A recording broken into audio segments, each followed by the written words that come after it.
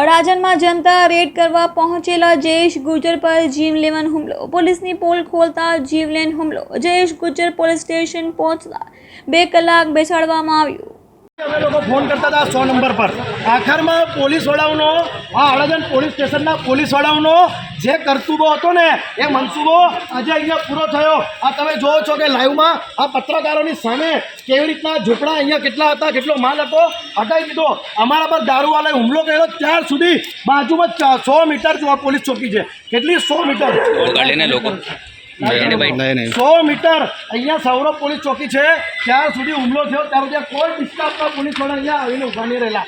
આ ઝૂંપડા આખા લાઈવમાં દેખાડેલા છે. અમે અડધો કલાક આખો ઝૂંપડા અહીંયાથી હટાવ્યા ત્યાર સુધી ડિસ્ટાફવાળા નહીં આવ્યા. હુમલો કરાવવાની કરતૂબ આ અડાજણ પોલીસ સ્ટેશનના ગોજિયાના રાજમાં ડિસ્ટાફવાળાઓની છે. હવે અહીંયા દેખાડો કરવા આવ્યો છે. ના હવે ફેસબુક લાવ ફટાફટ એમ હવે કેમ અંતાઈ ગયા હુમલો કરીને અંદર તમારી માનો દૂધ પીધો તો સામે આવીને ઉભા રહો. મારું નામ જયેશ ગુર્જર છે. અડાજણ પોલીસ સ્ટેશન હદ વિસ્તારના અંદર ટીજીબી આવાસ આવ્યું છે. ટીજીબીની ગલીમાં સૌરભ પોલીસ ચોકીની બાજુમાં ત્યાં ખુલ્લેઆમ આવાસના અંદર દેશી દારૂનો અડ્ડો ચાલે છે, જ્યાં ફ્લેવરવાળા દેશી દારૂ વેચાય છે, જેની રજૂઆત છેલ્લા 1.5 વર્ષથી સીપીથી લઈને પીઆઈ સુધી દરેક મેં કરી દીધી હતી. તે છતાં કોઈપણ પ્રકારની કાર્યવાહી ન થતાં આજે અમે લોકો જનતા દ્વારા ફેસબુકનો લાઈવ દ્વારા જનતા રેડ કરવામાં આવી, જ્યાં અનિલ રાઠોડ જે બુટલેગર મેન છે એના દ્વારા અને પિન્ટુ કાડિયો નામનો વ્યક્તિ દ્વારા મારા પર જીવલેણ હુમલો કરવામાં આવ્યો છે. લાકડાના ફટકા અને સળિયા અને પથ્થરો દ્વારા મારા પર હુમલો કરવામાં આવ્યો છે.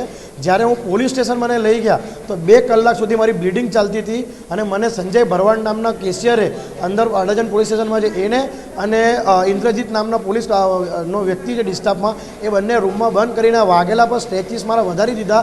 2 મુક્કા મારા મોઢા પર મારી દીધા છે એ લોકોએ. હાલ તમે ક્યાં આવ્યા છો અને શું માંગ છે તમારી? હાલ હું અત્યારે સિવિલ હોસ્પિટલમાં છું. મારી એક જ માંગ છે કે આ ગોજિયા સાહેબના રાજમાં એક વખતે મેં જનતા રેડ ઇંગ્લિશ દારૂના અડ્ડા પર કરેલી, ત્યાં વિજિલન્સની રેડ પર કરેલી છે, થયેલી છે અત્યારે અઠવાડિયા પહેલાં જ. અને સાથે સાથે આજે આટલા મોટા જથ્થામાં મેં જે પ્રમાણમાં જથ્થો બતાવ્યો છે તે છતાં પણ આવા ગોજિયા જેવા અધિકારી પર કોઈ કાર્યવાહી નથી થતી. એમને સસ્પેન્ડ કરવામાં આવે. જે ડિસ્ટાફવાળાએ મારા સાથે આ રીતના અભદ્ર વર્તાવ કરીને મને માર માર્યો છે એના પર સાથે સાથે આ બુટલેગરો પર કાર્યવાહી કરવામાં આવે અને મને ન્યાય આપવામાં આવે.